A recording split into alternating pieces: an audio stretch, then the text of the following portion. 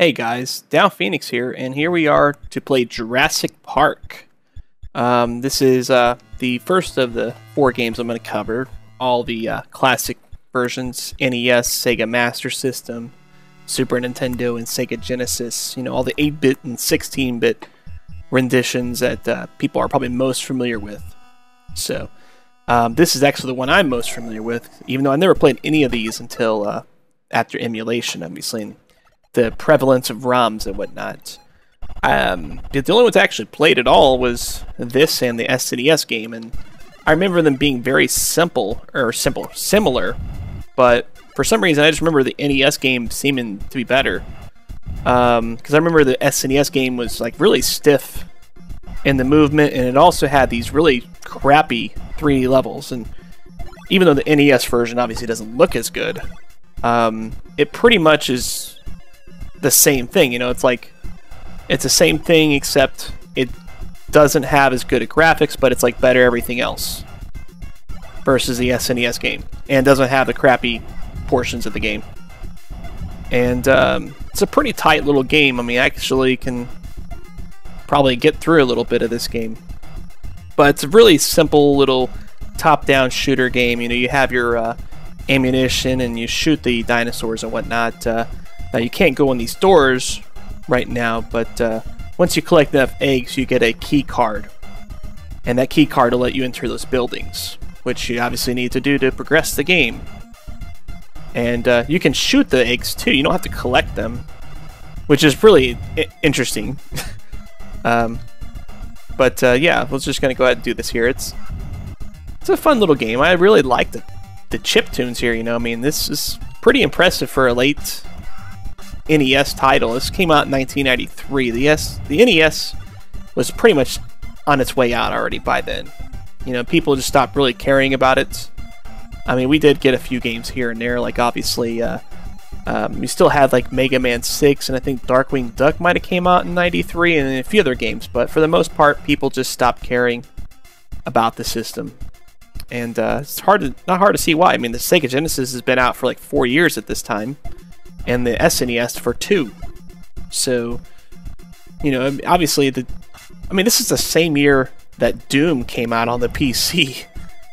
So obviously, you know, people weren't going to really care for a movie-based NES game. But, you know, the developers, they didn't really care that people didn't care, because they still wanted to make a pretty good game, you know? And I think they succeeded here. Yeah,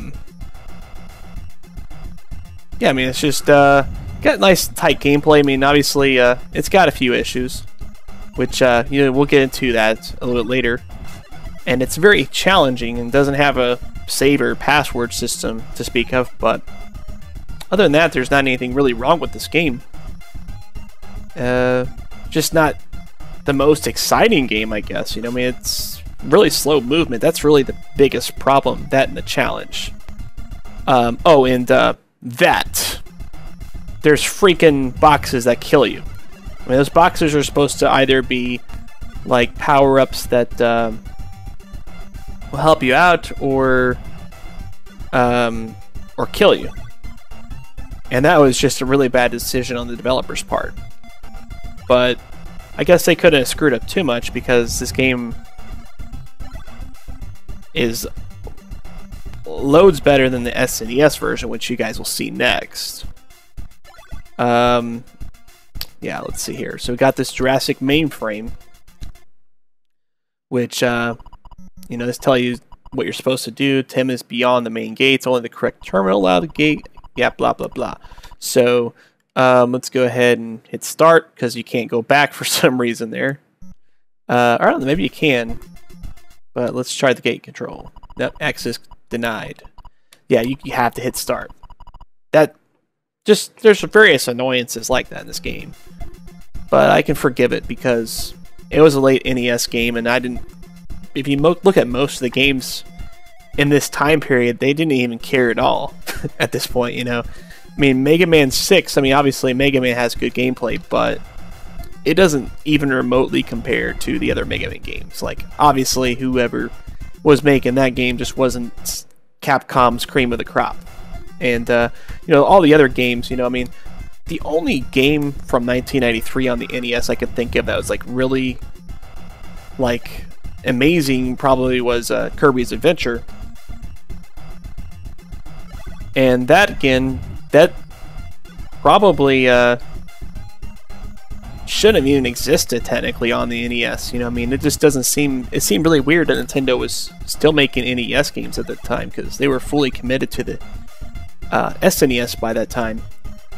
And it's really interesting because, like, Nintendo later on became infamous for abandoning their platforms. Once they got a new platform out, they would abandon the previous one. As a matter of fact, they don't even bother to wait for the new platform to come out. Oftentimes, they'll just abandon ship right, you know, usually a year before.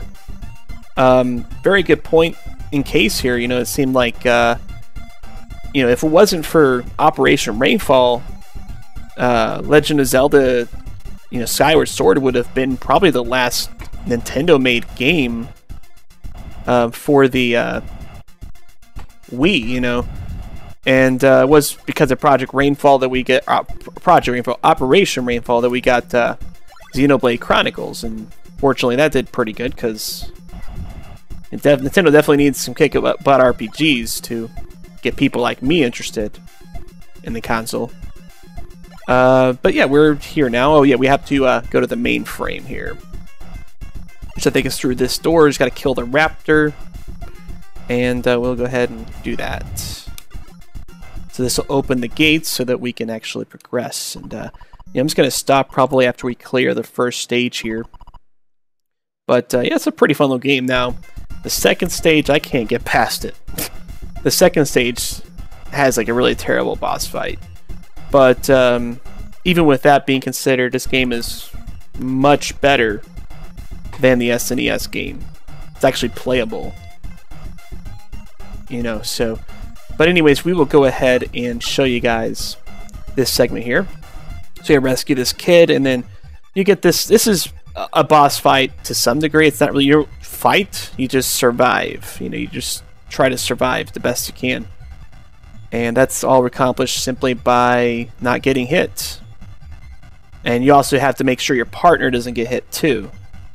So even though they get damaged, you take damage too, even though you might not. But we both got crushed there, obviously. So now we need to correct that. And the music kind of ramps up as things goes along. Things go along. Goes along. Goes along is not really a proper phrasing of anything. Okay, we go this way again. Oh crap, we got crushed again. Really? I take damage for him getting hit? I never got that part. I know, it makes sense, I guess, because this is the kid, the little boy from the movie that you're rescuing here. In the stage 2, you're supposed to rescue the little girl, but probably about 90% of the people that play this game aren't ever going to actually successfully do that. Because the little girl is just going to be doomed to get killed. But yeah, pretty interesting game. I kind of like Jurassic Park for the NES. You know, it's a pretty nice little game. And, you know, we're going to check out the SNES game next. I'm going to show you guys how that one is. And then we'll check out the Sega versions, which I've never played the Sega versions at all. So, yeah. I guess till then, Downphoenix out.